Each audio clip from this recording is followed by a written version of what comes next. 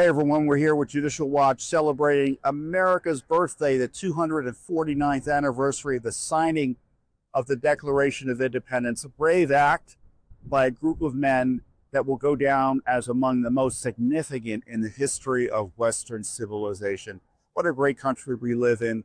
Still a lot of work to do always to protect the rights and the values and the ideals of our founders. Listen to what they said in our declaration.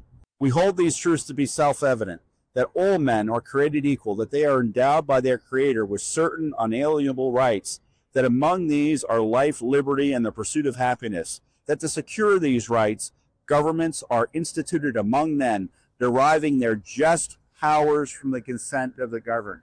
From the consent of the governed. How can you give consent to a government if you don't know what it's up to? How you can give consent to the government if they won't let you petition the government?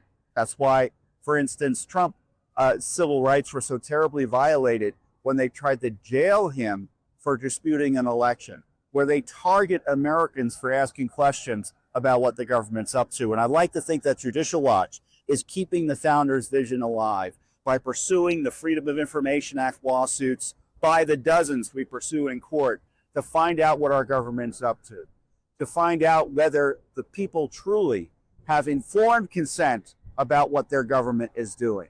And of course, petitioning the government by suing the government in court to uphold the rule of law. Make sure they're following the rules. For example, make sure they're following the rules on elections to make sure that our votes actually count in the end. How can we have consent of the governed if it's easy to steal elections, if it's easy to steal your vote?